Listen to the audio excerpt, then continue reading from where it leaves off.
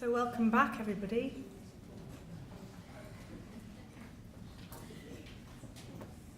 I'm just going to say a few words. The plenary panel that we've got this afternoon is a little bit different, I think, to the one that took place yesterday, which had a very clear theme that connected those three papers.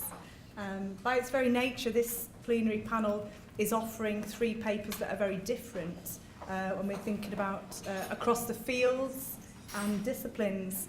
A very unfortunate image comes to mind when we think about fields at the moment, which involves Theresa May and fields of wheat. Probably better not to say that. So I'm just going to start with, I'll just reintroduce myself actually for people who've just come to the conference for today. I'm Claire Penketh, and I'm, oh, thanks for that. Oh, Tanya, I love you, that's nice. I'm Claire Penketh, I could say it. So I'm head of department for disability and education here at Liverpool Hope University, and the more I think about that, the more fantastic it is. And it's only when we have the conference and seminars, symposium events, that we realise actually that people are often working in quite isolated positions in other universities. We are very, very lucky that there are 12 people up here. I'm hoping everybody's on there. So we've got 12 people in the department. What this doesn't show either, actually, is our alumni. So here we've got Leah Birch, Heidi Mapley, and a range of other, Susie Angus. I can't name everybody. But those people have created a fantastic community that we all belong to. And obviously, I will say essential to that, and David will hate me for saying this, but essential to that is the absolute integrity and generosity that David brings to working at Hope. And we all really benefit from that. So thank you to David for that.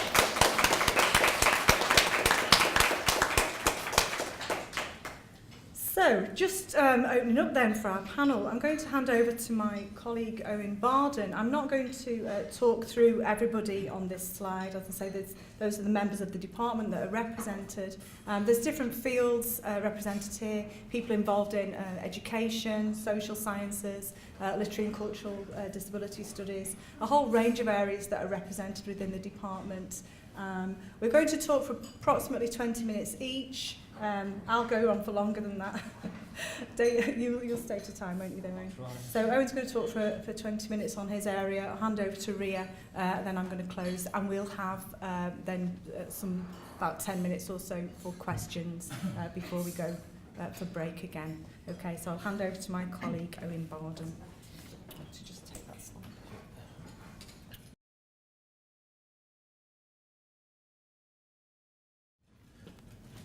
Okay, thank you, Claire. I was invited back in about November to contribute a chapter to the book series on the cultural history of disability that was mentioned in the introduction yesterday. So I was invited by Sharon Snyder and David Mitchell, and encouraged by David Bolt to write this chapter. I was very flattered about, because I'm not a historian. I've been called a few things, but no one's ever accused me of being a historian. But it did feel like an offer that I couldn't refuse, but in a good way. There weren't any horses' heads involved. So yeah, I was very flattered, and you can imagine my relief yesterday when Robert said he only wants something that will be a touchstone for years to come. So it's no biggie. But so anyway, I started, as you do, by getting books from the library. Both our own library here and the Interloan, through the Interloan library system. And I would find a book and I would get all excited about the book, and then I would get the book, and inevitably I would find that it had been reviewed, prefaced, or series edited by Sharon or David. So now I'm thinking, fuck. Thank goodness for editing. Now I'm thinking, fiddlesticks. What have I got myself into here? Right? How am I ever going to say anything that these guys haven't heard before, and probably 20 years ago? So, anyway, I carried on. I found out that in these special collections in the library here, there's an archive called the Nugent Archive, which is papers related to Monsignor James Nugent, who was a passionate Catholic social reformer in the late Victorian period, and influenced and helped set up a lot of local and national health and education-related organisations. And I've also been working in the Lancashire County Archives, which is in the town of Preston. It's about an hour north of here. And that has got a whole host of all kinds of official and unofficial records, including those for the Royal Albert Asylum for Idiots and Imbeciles of the 7 northern counties. Somewhere called the Calderstones Institute for Mental Defectives, and certain papers, a lot of papers relating to a certain Professor R.J.A. Berry. So I am hoping that that I can at least present you with some evidence that you may not have seen before, even though the themes of what I'm going to say are probably going to be all too familiar with you. So I'm going to focus, although the chapter ultimately will cover the period of the 20th and 21st century. In this paper, I'm just going to focus on a couple of examples from the interwar period, both of which have a local connection, whilst also touching on evidence from the 1850s and from now to illustrate how certain discourses have constructed learning difficulties as a regime of truth. Now, a note about terminology before I move on. Obviously, learning difficulties is quite a new term, but I'm not going to sort of tie myself in linguistic knots by shifting terminology as we go through the talk. I'm just going to use the term learning difficulties to cover, feeble-mindedness, mental defectiveness, and all the other litany of terms that have been used over this period.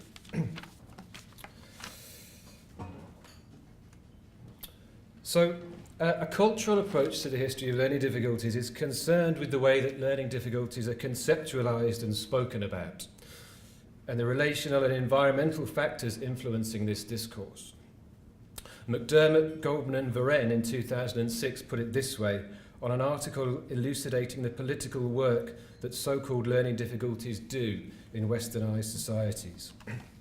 Quote, "A cultural approach to learning difficulties does not address learning difficulties directly, but instead addresses arrangements among persons, ideas, opportunities, constraints, and interpretations, what others call the discursive practices of learning difficulties." And an analysis of such arrangement lends itself, I think, to the methodology of historical ontology. And I'm in particular drawing on Ian Hacking's interpretation of Foucault, which was first brought to my attention actually by the Shelley Tremaine volume that Robert again mentioned yesterday. So Hacking, whilst acknowledging that the idea of historical ontology is perhaps rather pompous and vague, does defend it on the grounds that if we want to talk about what kinds of things exist and what makes it possible for them to come into being, including kinds of person and including organising concepts, then the idea of historical ontology does have some use.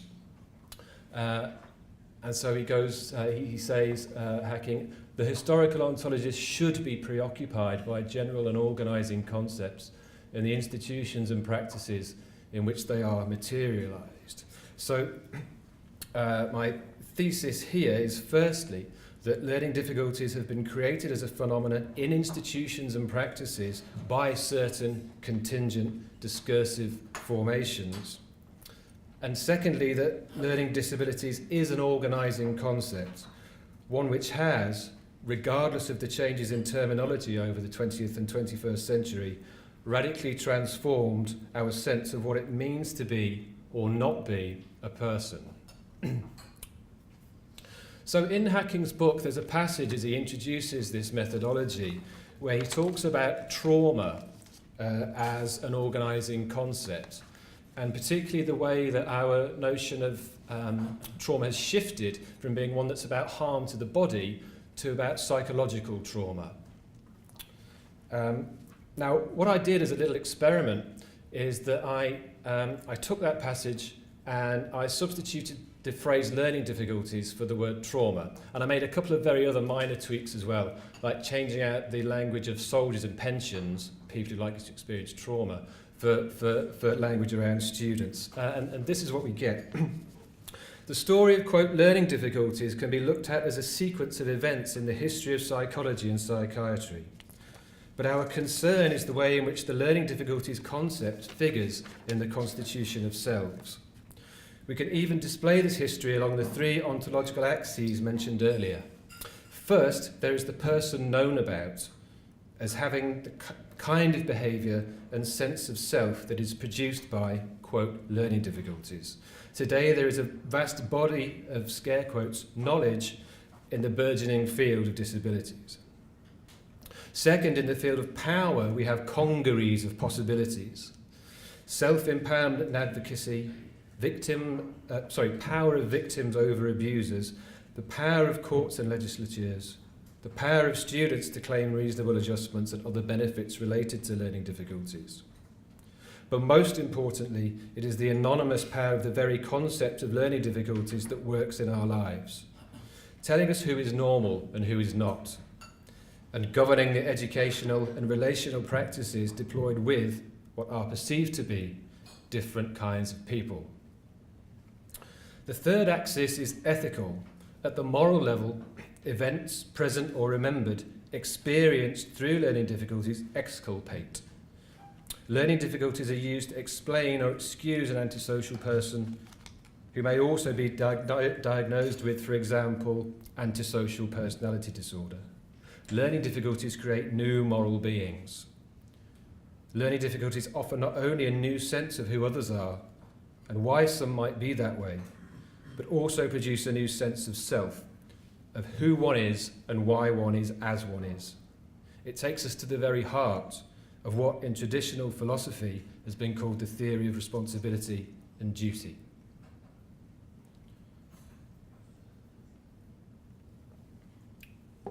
Okay, so hoping that I have established learning difficulties as an organising concept, what I'm going to do in the remainder of the paper is trace the trajectory of the organising concept of learning difficulties.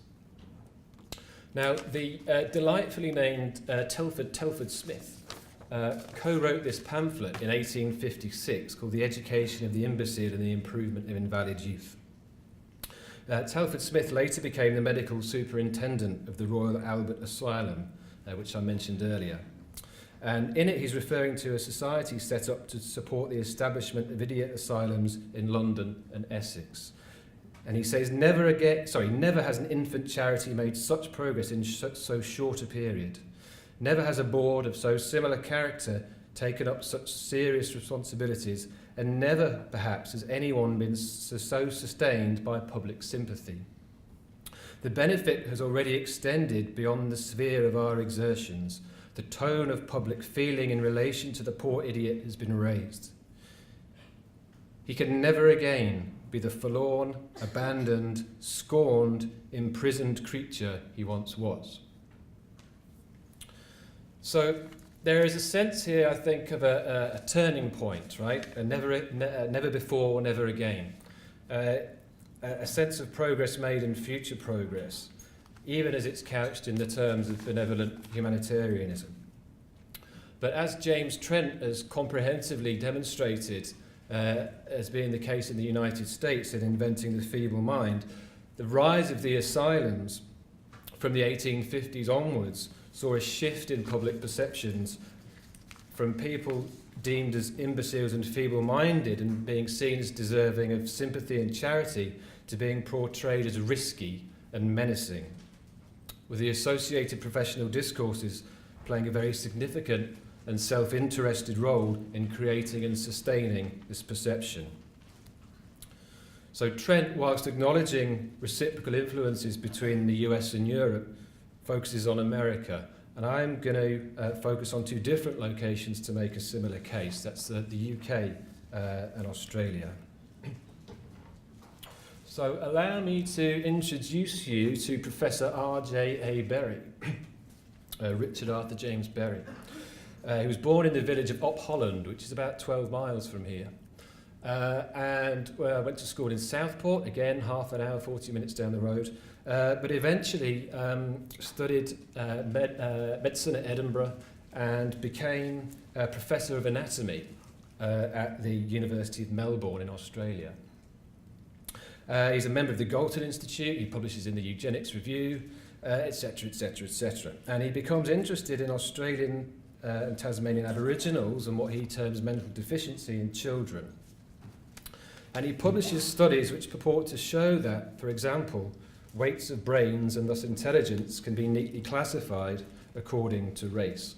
So there's one study that I've seen is published where he's got a little chart of how much each race's brain weighs on average. So he's got Australian Aborigines at 1,189 grams, Negroes at 1,244 grams, and so on up to, surprise, surprise, Caucasians at the top of the table.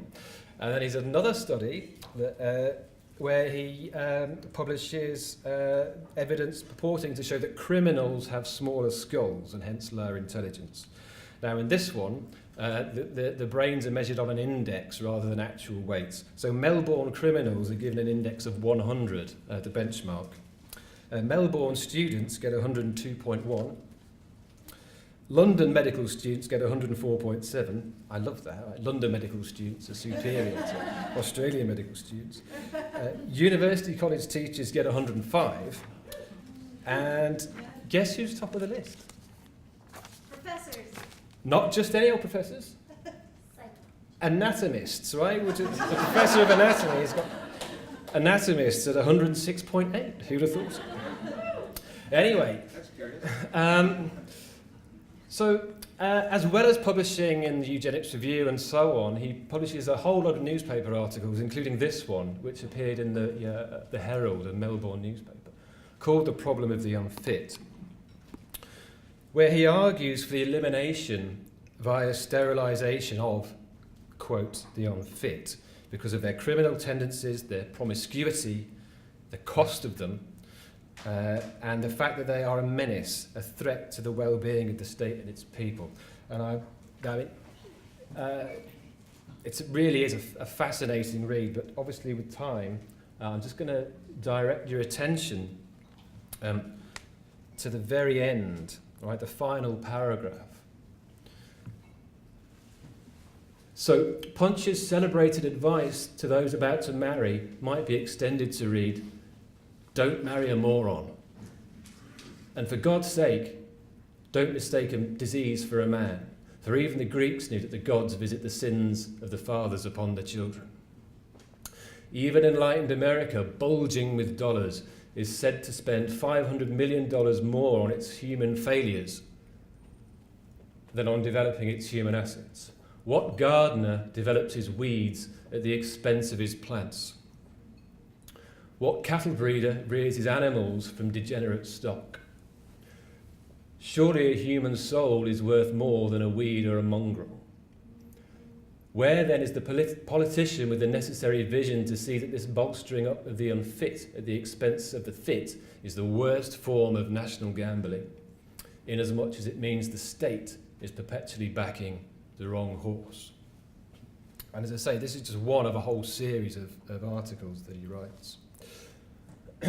Now, back here, back in England, at around the same time, so this is 1932, this is a report prepared by the Chief Medical Officer, Frank A. Gill, for the Calderstones Institute for Mental Defectives, again, around the idea of sterilisation. So this is medical evidence presented to the institution's committee. And this is what Dr. Frank A. Gill has to say about sterilisation. As a means of eradicating mental deficiency, this is a hopelessly futile proposition.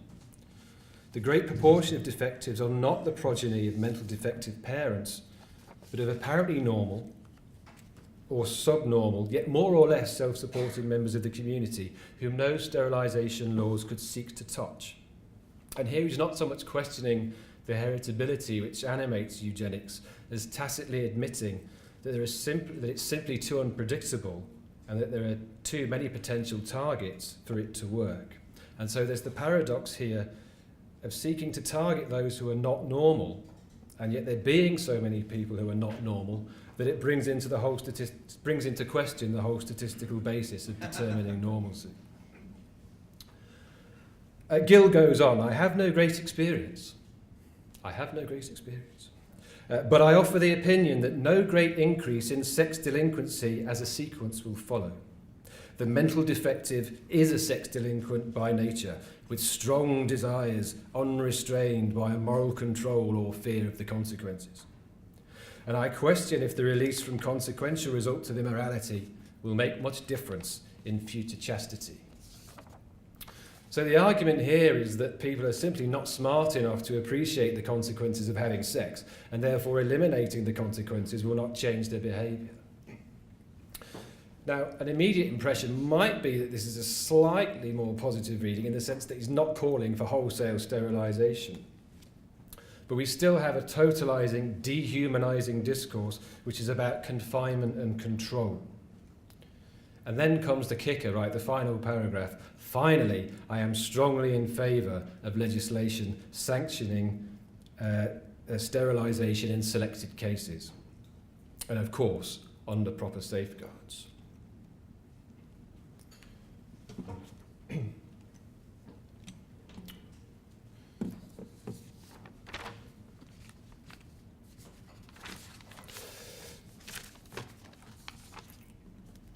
So, what I'm hoping that the two examples show is that learning disabilities, going by whatever label, have been created as an organising concept which shapes thinking, not just about education and learning, but who is or who is not deemed entitled to full citizenship and the associated rights, and also who is or who is not fully human. Whilst some gains may have been made, for example, through the work of colleagues here, as well as self-advocacy in representations such as the one on the left of the screen here, which MenCap are using in their current campaign, Here I Am, of Ellen Goody, an actress with Down syndrome. I took this on Saturday, that picture. So, representations such as MenCaps, which are designed to promote acceptance, hark back to notions of charitable benevolence, which link back to Telford Smith's statement from 1856. And the other examples I've given of seclusion and neglect and abuse link to continuing stories exemplified by that of Cora Sparrowhawk mentioned today, and the Winterview Care Home, which are just two tales from today's archipelago of confinement, which has all but replaced the asylum. Whilst developments like non-invasive prenatal testing for Down syndrome echo R.J.A. Berry's campaign to eliminate the unfit. So that leads me to my conclusion on the slide there. Intersecting discourses of medicine, education, media, law, economics, colonialism and so on brought into being the phenomenon of learning difficulties, casting professionals as moral agents working for the good of society, and the unfit as immoral or amoral agents, vicious monsters who present risks to society. This regime of truth, I've gone Australian. This regime of truth still defines and confines people labelled with learning difficulties. Thank you.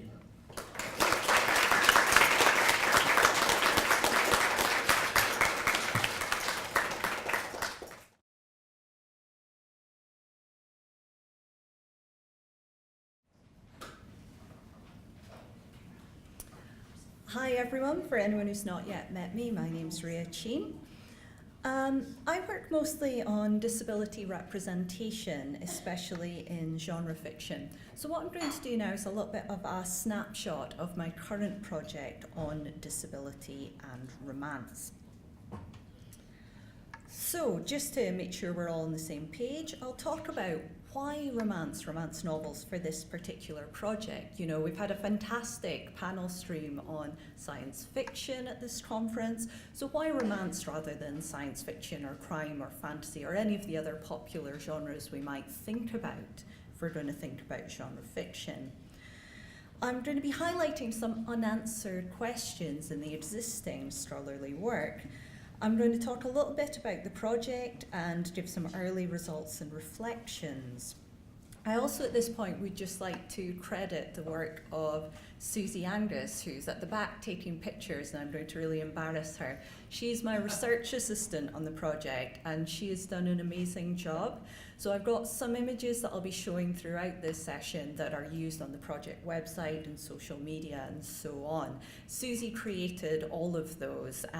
Where they're essential to the meaning of what I'm saying, I will of course describe them. So, to make sure everyone's on the same page, romance, what is it and why?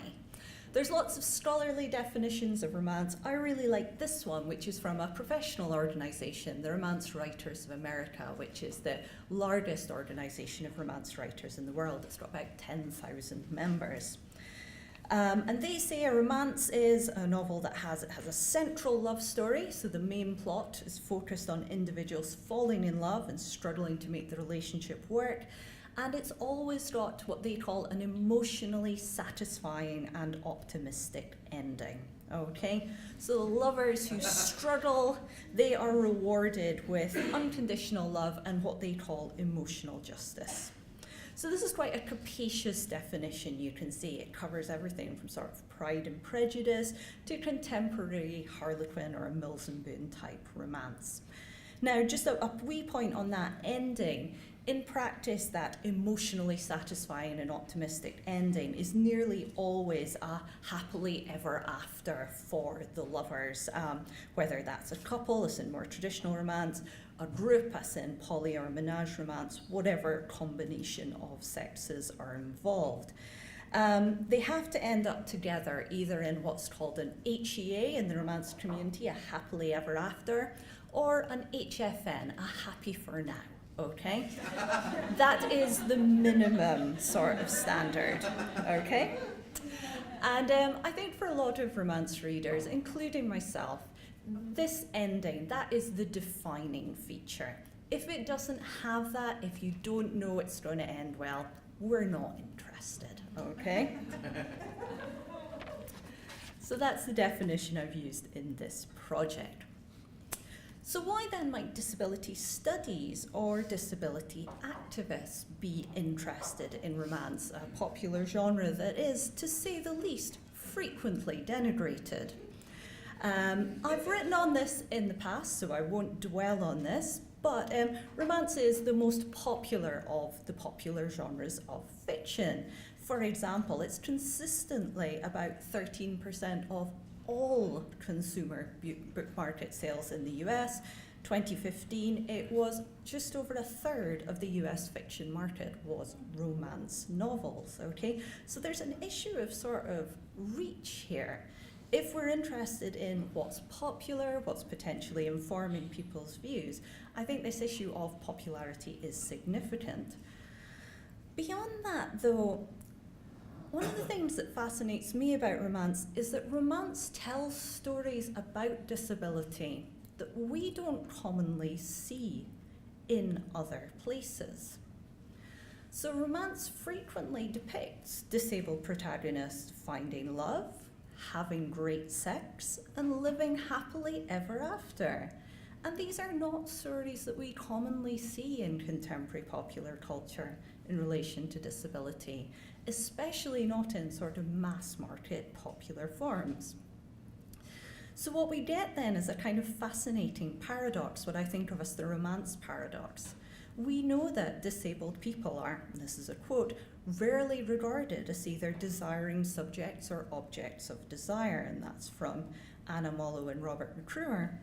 Yet, at the same time, disabled characters actually very frequently appear in romance, precisely as disabled subjects and objects of desire. So, I've got a slide now with just a few covers of some of the romance novels I've looked at in the past. So there's a sort of selection here from 1982 through to 2016. I think there is a whole other fascinating conversation to be had about romance novel covers and representation. We will save that for another time, okay? But just something else to give you a flavour of the sort of things I'm talking about.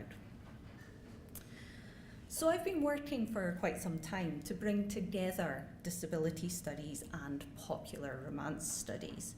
And we have started to see a body of critical work on disability and romance, or in romance novels, emerging, especially over the last 5 years. And I've got full references for all of these sources listed up there at the end of the PowerPoint. If anyone would like a copy of the presentation, I'll put it on my website, or send me an email, or contact me through Twitter. So at the bottom there, I've got an image of some of the various places this work has been published. The Journal of Literary and Cultural Disability Studies is a key venue. A couple of scholarly works on romance as a genre have engaged with disability. The Journal of Popular Romance Studies, and also to note as well the forthcoming Cambridge Companion to Literature and Disability, edited by Claire Barker, who's here today, and Stuart Murray, who I know many of you know. I write on romance for that. So there's sort of various levels of engagement with disability studies in this work, depending on who's writing it, whether it's people who identify as romance scholars, disability studies scholars, or both, like myself. But one of the things to note is that almost all of this work is pretty much kind of pure textual analysis work. Emily Baldus's article in GLCDS has sort of a little bit of consideration of reader commentary, but not very much. So in this body of work, we've got some really important and foundational work on the representation of disability in particular romance novels.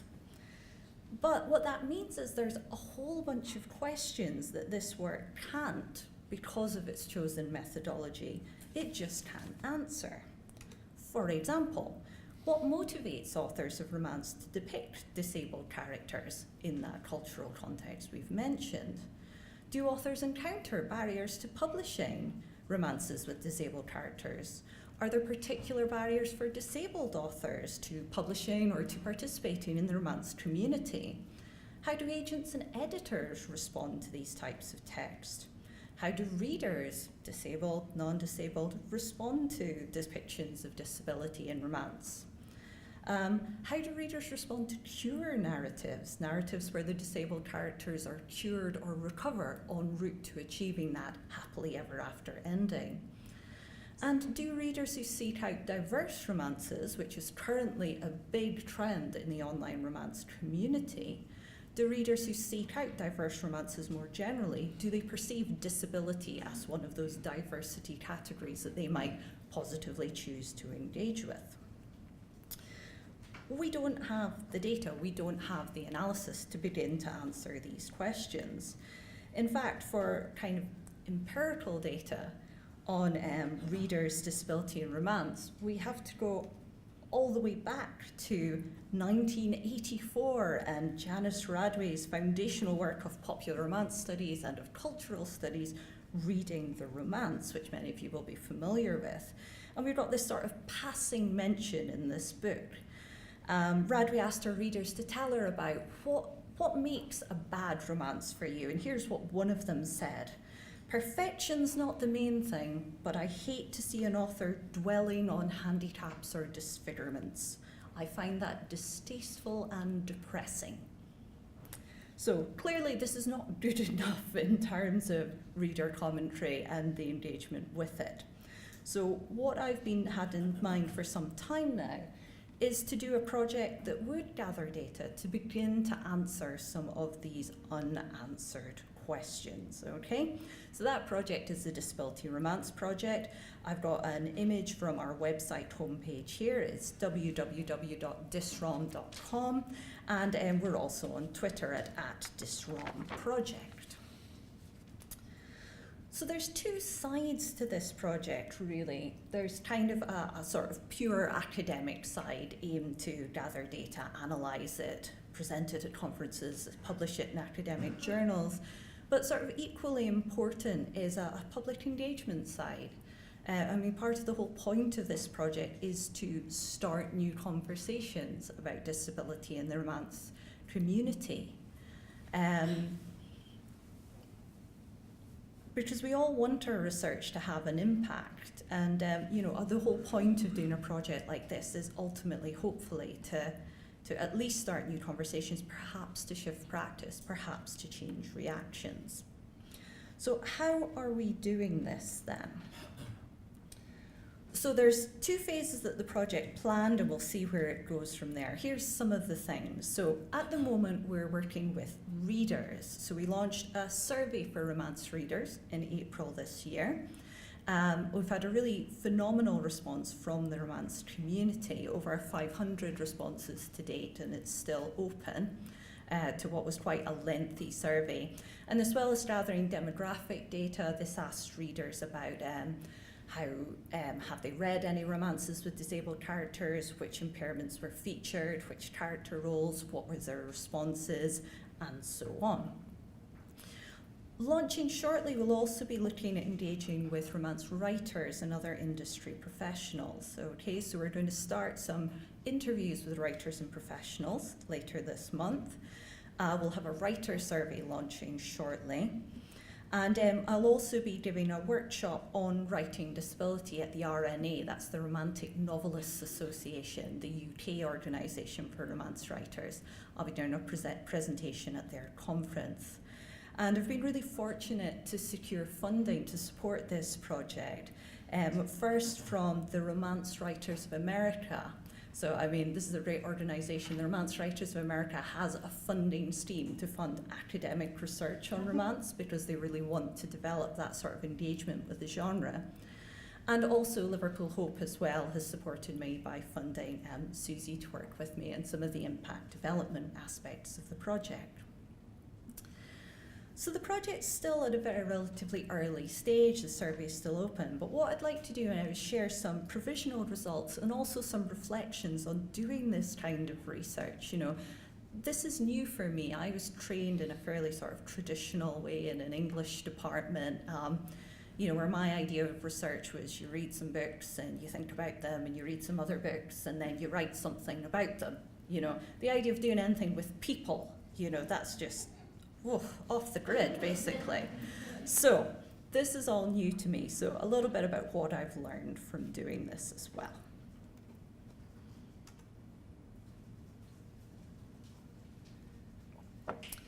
So the first thing I've noticed is that the project has given us evidence of things that I and other scholars have kind of assumed, but have never really had any good sort of data to back ourselves up on, okay? So one of the things that I and other people who've written about disability in romance, we make statements like, disability is frequently depicted in romance novels, yeah? Now, I absolutely believe that to be true from the several hundred romance novels I have read, but you know, there's nothing you can sort of gesture to back that up. Of my 523 survey respondents so far, important to have that 23, that makes all the difference, I asked them, so have you read any romances which included disabled characters in any character role? So 489 of them, that's I think 93.5% said yes. Around 4% said no, 2% said they weren't sure, which is fair enough, you always want to give that option. Now, arguably you might say, okay, well this is a survey called Disability and Romance Survey. Yeah, maybe the people who are doing this are only the people who have an interest in the first place, who might be seeking out these sorts of books. But actually data from the other questions doesn't support that at all. Okay, I've got other questions aimed at trying to sort of filter that out. I also only circulated the questionnaire through romance community networks. I intentionally did not circulate it to my disability studies people networks, my disability activist networks, which is probably why most of you are hearing about it for the first time. I intentionally didn't want anyone who's not a romance reader thinking I'll be helpful and go in. I want the people who identify as romance readers doing this. What this says to me, I think it's fairly safe to draw the conclusion that there are a lot of readers reading romances featuring disabled characters. Yeah, that's what I thought, but it's nice to have something a bit more solid to back it up. I think there's also an issue of volume. So of those participants, right, those over 500 participants, the average number of romance novels they read in the last 12 months, this is average, was 89. Whoa. Yeah, I was surprised too. And there's a big range. There's a range from like 3, and I think the top one at the moment is 1,000. Okay? Now, in fairness, a lot of romances are short. We might say, maybe some people are overestimating. Maybe, even if they're overestimating a bit. Romance novels are kind of famous. Romance readers are kind of quite known for being voracious readers. People who like romance anecdotally do tend to read a lot of it. But yeah, 89, that's impressive. There's a lot of people reading a lot of romances. Not surprisingly with these numbers, participants also said that romance was forming quite a high percentage of their leisure reading, typically, which is, yeah, if you're reading 89 romances a year, you're probably not having a ton of time to read some else. There was also some really fascinating qualitative data in the comments. Most of my questions had a space for people to add more information. And some comments where people said, since I acquired disability, they talked about diagnosis. I've read a lot more romance because I've been off work or had time or things like that. So that's a whole avenue I'll be pursuing later on. The second thing I wanted to point out now, I asked people, and now only people who had said they'd read one or more romances with disabled character got these questions. So I asked them, have you read any romances featuring disabled characters where you thought disability was depicted particularly well? I didn't specify what that might be, what depicting it well might be. I just wanted to leave it open, okay? So, and people were like, yeah, no problem. So 388 out of the 486, so just shy of 80% said yes. And most of them gave me examples in response to my next prompt. Only a small percentage, 4% said no, 15% said they weren't sure. Again, fair enough. But when I asked them if they had read any romances they thought depicted disability poorly or problematically, roughly the same number of responses, only around a third of them said yes. Also around a third said, I'm not sure, and just under a third said, no. There's something here about criticality, isn't there? People are confident in identifying something that depicts disability well, but they're much less certain about saying something that they think depicts disability poorly or problematically. I'm not sure what's going on here, and I think the amount of people who choose I'm not sure is notable there too. And obviously one of my next steps is going to be analysing this in relation to participants' disability status, whether they've had any involvement in activism, and so on. I also asked them to give some examples after this question. If you've read one you thought depicted disability well, can you give an example? If you've read one you thought depicted disability poorly, can you give an example? What's also really notable is the same books come up on both lists. And again, we always as scholars say readers respond differently to representations. This is a truism in the field. But again, it's nice to have that actual sort of live evidence of it. Moving on briefly then to the response from the romance community. I did just want to note that the response from the romance community has been phenomenal. Okay, I think there's been a sense that the community was waiting for someone to come and do a project like this. So people are saying in the comments, I'm really glad you're doing research, community needs this, and so on. And it's been really notable that not just the number of respondents to what was quite a long survey, but also how much people have written in the additional questions. I put in a bunch of qualitative questions, please comment, please say more if you want to. Just kind of fishing, really. Lots of people completed them, and they wrote quite large amounts, okay, in a way that's unusual in survey research. I'd also highlight the importance of the right partners. So I've been working with the Romance Writers of America and the Romantic Novelists Associations, and I think the Romance Writers of America Award has been key as a sort of badge of legitimacy. That meant that people in that organisation were confident in sharing the survey, that I was going to do something that was sound. And finally, I just wanted to note a wee point about impact through participation. I've always had kind of a fairly traditional model of what research impact looks like. You know, you do your research, you analyse your stuff, you write it up, then maybe you go and share it and present it with certain audiences, and then it might do something out in the real world, as it were. Yeah? What this project, I think, has shown me is that it's not necessarily straightforward as that. People in their comments have suggested that actually there's been an impact even just through doing the survey or through thinking about and engaging with these issues. This is something I've never been consciously aware of, one participant said, but after talking with friends and doing this survey, I'm a lot more interested. So there's something about, I think, problematizing a traditional linear mode of scholarly research and impact. Now, I've already run slightly over time. I don't want to eat into Claire's time. I'm going to stop there. I have a slightly longer version in the slides I'd be happy to send everyone, but that's a little introduction to my project and some reflections on the initial results. Thank you.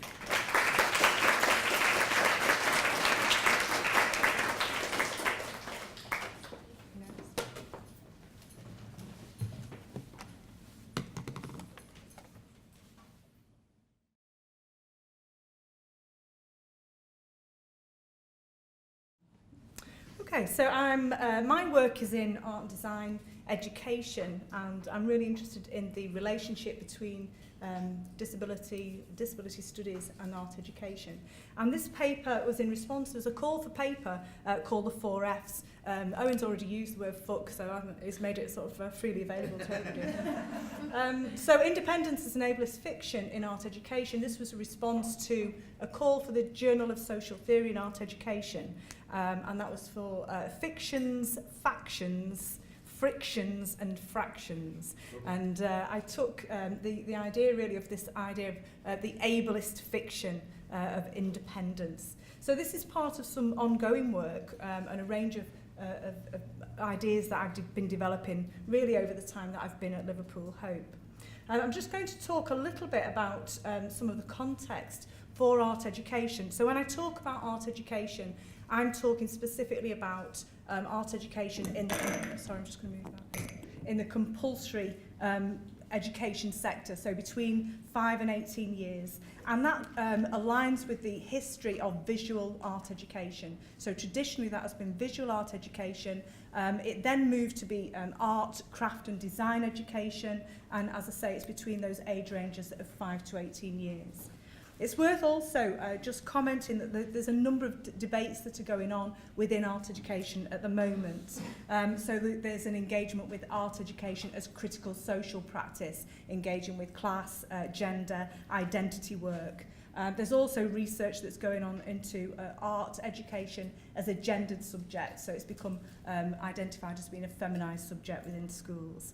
And a critical debate around the use of contemporary art practice in schools and through art education versus what would be described as anachronistic school art. So if anybody remembers doing the anachronistic school art, that would be looking at the standard still life or drawing a rotting bone or something like that. So traditional sort of still life. You love that. You love doing the rotting bones. So some work that I've done previous is looked at a plural reading of policy in special educational needs and art education. And what we found when we look at those policies and practice, that there's some overlapping themes that are emerging around employment, a real push for art education linked to employment, independence, and art education as an economically productive subject, and then pupils as economically productive subjects. Also worth mentioning that art education in the UK, particularly in England, we've got quite a fractured system at the moment, but in England, art education is being described as being under attack. So I'm describing this as Crip Times for Art and Design Education. Because of the rise of something called the English Baccalaureate, art education is really being hammered within schools. And just this year there was a further drop of 8% in terms of uptake at GCSE, which is the examination sort of level subject. So art education is really subject to quite significant attacks politically as we prioritise science subjects over the arts and humanities. But good news, there's been some very sort of highly active work. On the slide here, I've got a painting by the artist Bob and Roberta Smith, Art Makes Children Powerful. And this is part of a campaign that's aligned with the National Society for Education in Art and Design. They've also got a parliamentary working group, and they've done a lot of work to try and turn STEM, which are the science, technology subjects, into STEAM with the addition of art to those subjects.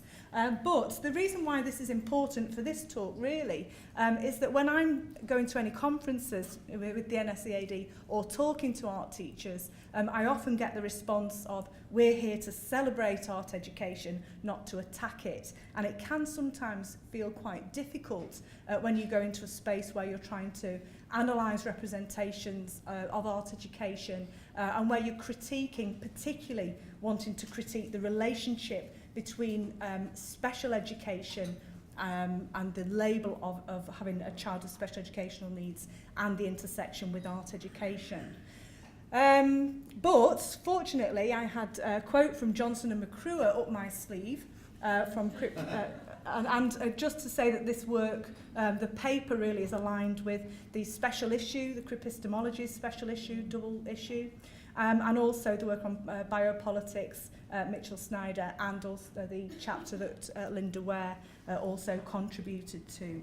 So when there was this idea, actually, you know, art education, leave it alone, let's celebrate it. But as Johnson and McCrua remind us, that an understanding, I'll just read this quote, an understanding of virtually any aspect of contemporary Western culture must be not merely incomplete, but damaged in its central substance to the degree that it does not incorporate a critical analysis of able-bodied, disabled definition. And the appropriate place to begin is the relatively decentered position of Crip anti-ableist theory. So I've been trying to take that work into some of the art education conferences that I've been attending, and actually it's been met in interesting ways. I did once get accused of, you're accusing us of being ableist. I was like, oh, well, we've learnt a new word. It was a new word for the audience, but we were engaging with that. And to do that really through practice has been really important over the last few months. So I'm going to go into the paper. I'm going to read parts of this, but also, interject with maybe some commentary as well. So this is the introduction. Drawing on Crip theory, this paper examines normative assumptions regarding a prioritisation of independence in art education in England. The first part of the talk explores the dominance of independence in art education. And these aspirations are then contrasted with descriptions of dependence for learners with so-called special educational needs. I argue that independence is created as a normative fiction and renders disabled children and young people as hypervisible via descriptions of dependency. The purpose of this paper is therefore to highlight and problematise the emphasis on independence as a form of ableism that makes dependent body minds visible and excessive to our cultural and educational imagination. And that's referring to work by Mitchell et al. Over here. Okay. So just to give a bit of a background here, I'm just going to talk a little bit about dependence, independence and interdependence as a context for exploring these ableist fictions. And obviously, people have written extensively about the relationship between these areas. So this is just a little snapshot. Disability Studies offers a history of critical explorations of the relationship between dependency, independence and interdependence.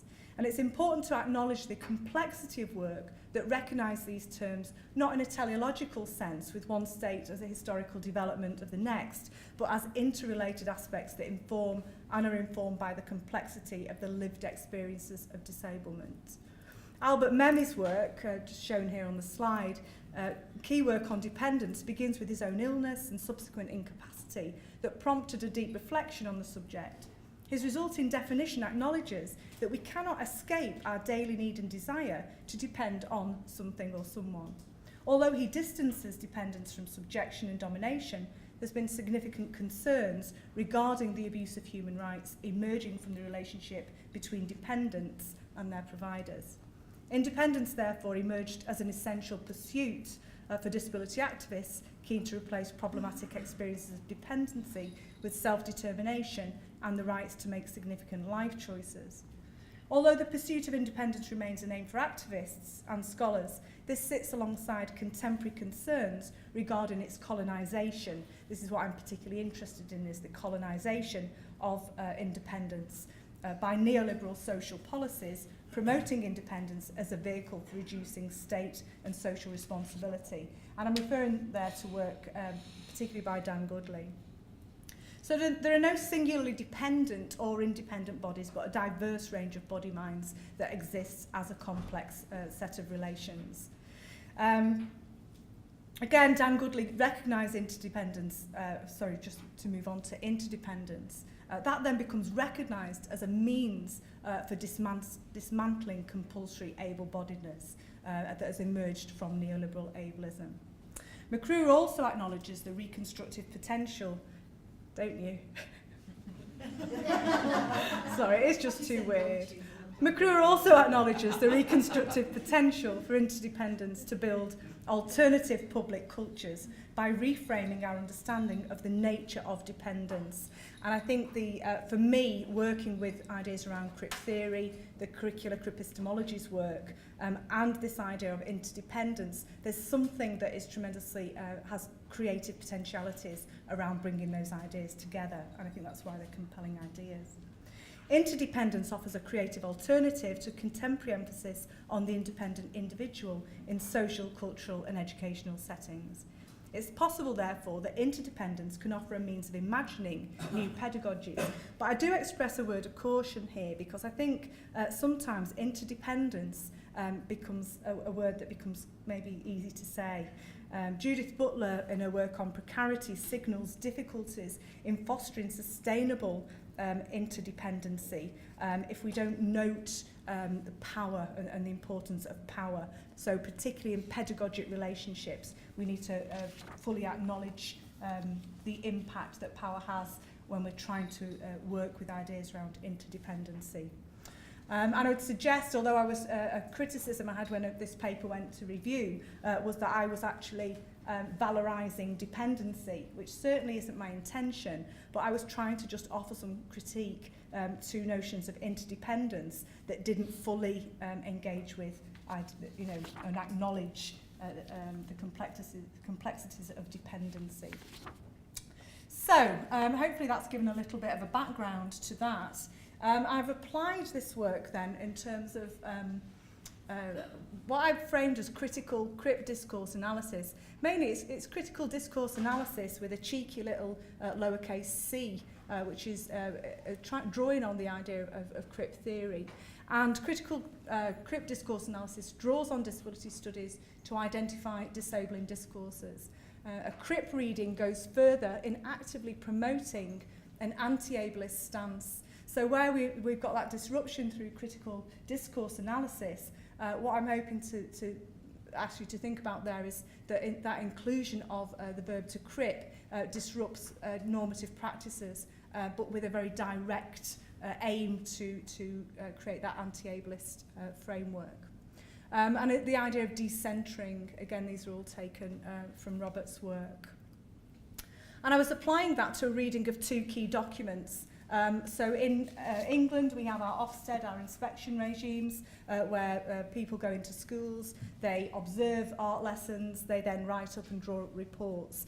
And it's really important to note, actually, that when I'm talking about the presence of independence and problematizing independence, I'm doing that through the way it's reported here. And that's important because those reports are actually obviously removed from practice. They're these official documents, so there's a particular type of language that's used there. Okay. So,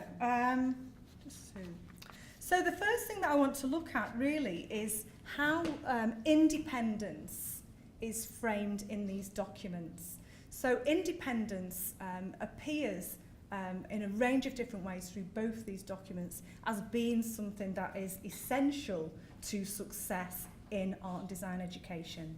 So there's a clear expectation that in order to be successful, pupils will develop as independent learners, with high examination results associated with an ability to work independently. Independence features significantly in assessment criteria, and teachers' effectiveness is also judged on their ability to promote independence. Interestingly, when they talk about education for teachers through continued professional development, it also talks about their need to engage independently. In examples of best practice in learning and teaching, young pupils, so pupils as young as the age of 8 or below, are described as, quote, accomplished in developing their own ideas, choosing resources, making decisions, and working independently and in teams. Conversely, limitations in art education are reflected in the quality and narrow range of independent work, for example, completed for homework. Limitations in the ability to work independently are associated with younger pupils in their pre-examination stages. Whereas older pupils who have learnt to be more effective learners in art education have developed that ability to work unaided. So this is evidenced in the emphasis given to the relationship between developmental work for examinations and exam success. Independence is also prioritised in learning beyond the classroom, in art clubs, via homework, as well as by professional artists, designers or craft workers who also act as role models for financial independence. So where artists are drawn on and brought into the classroom, again there's this emphasis of these people will become independent and be able to earn their living through their art practice. A significant element that's come through actually is around collaboration and absence of adult interaction. So again, where we've got on the slide here 3 images. The top one is a pupil, maybe he's around 11, 12 years of age, doing very close work using fine motor skills, drawing. The one underneath that shows a group of 3 pupils working on a craft textile project. And to the side of that on the left is a 6th form student who's developing independent work in her sketchbook. Images in both documents reinforce a preference for independence, with a significant number of images closely cropped to show small groups of pupils working collaboratively with their peers. This compositional device constructs the child and his or her work in a space absent of adults, reinforcing independence as a dominant narrative. Although the text offers an explanation of the enabling context created by the art teacher, the image reinforces a normative aspiration for children to work unaided. It's not an individual and isolated independence, but one established through collaboration with other pupils. And that's also important, that there's this relationship that's happening between pupils. Yet the teacher's absent. Indeed, collaboration is emphasised almost as much as independence in the 2 documents. The absence of the art teacher is more significant in the second document, Making a Mark, where a group of boys are shown engaging with craft-based activities in what I've described as a kind of Bugsy Malone workshop, a land of children as highly skilled craft workers where adults are no longer required. I have got a footnote there for people who don't remember. Who remembers Bugsy Malone? Now, like only a few people, but you should check it out if you haven't. A musical film about gangsters produced in 1976 in which all the characters were played by children. But we've got this absence of adults working with the children here. Again, the closely cropped images emphasise pupils at work with one another, and collaboration takes place on equal terms between independent bodies. There are a few notable exceptions, and this one here, I've headed this slide Connecting Through Material Ways of Knowing and Being. And this is one of the only images. It's a child to the right who's looking upwards as if towards an adult, and their hands are deliciously, I can almost feel it, in the clay, in the slip clay, and their hand is being held through and with the materials, and it looks like there's an adult hand there. I might be reading too much into it, but this is one image that shows an adult's hand taking hold of a child's hand as if introducing him or her to clay. Both hands are connected through this tactile experience. And I think for people who know and have worked in art education, it's this connection through and with the materials that is really, really important in terms of the nature of the subject. The significance of this absence of interaction between learner and teacher in the documents is heightened, though, when we compare it to the presence of adults in descriptions of art education for children and young people identified as having special educational needs. And I'll just come on to this next section now, where we're looking at in more detail. There's 2 quotes on the slide, but I'm actually going to read that will be encompassed in what I'm talking about.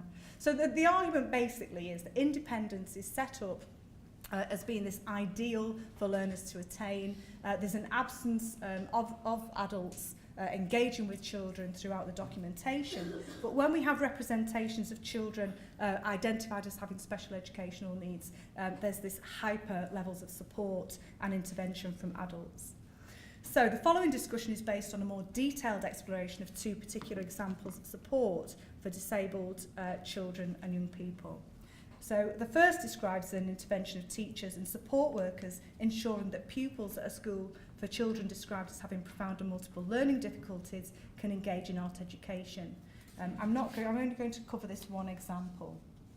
So in the first example, we learn that teaching and support staff work effectively to tailor activities to the needs of individual students. Their success in engaging individual students drew on the use of art therapy, quote. This description reflects effective working practices between staff, although the success of their intervention appears to be on the basis of therapeutic rather than art pedagogic practice. The involvement of teacher and support worker are further emphasised as we're informed about the level of interest in the lesson. Both lessons, the quote says, are extremely successful in stimulating and sustaining the interest of all students and support staff alike. They resulted in outstanding achievement. In a further quote, we're told also that one lesson was identified as an excellent example of inclusive practice, where staff went to great lengths to give all students access to drawing. For example, making use of and adapting standing frames or new technologies, such as interactive plasma screens, to help students overcome physical barriers. So in those examples, we have this, the ideas around support, but a far greater attention paid to multiple adult bodies engaging. That, I would argue, becomes more problematic because we have the lack of adult presence. And I'm just going to go through to the conclusion because I'm just conscious that we're just nearing this point where we need to close. So although this is also problematic because although collaboration between pupils appears to be valued, where children are described as being supported, there seems to be less ability for those pupils to engage with other pupils. So although collaboration between pupils is valued in text and image, the detailed descriptions of support by teachers and support workers negate peer interactions as relationships, as those become dominated by teacher and support worker. Importantly though, and this is interesting for me in terms of art pedagogy, there's a guy who writes a lot about art education, Dennis Atkinson, and he writes about the importance of complex interactions between teacher and student through art pedagogy.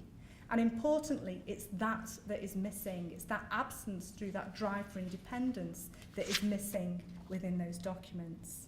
So I'd argue, and I'll finish just by arguing, that we need examples of good practice of interdependence through art education. Examples of good practice should recognise social, educational and creative dimensions of interdependence. As Judith Butler advises, we might think that interdependency is a happy or promising notion. Yet in our moves to embrace interdependence, we must fully acknowledge the creative potential of mutual dependency without reducing, diluting or devaluing difference. Thank you.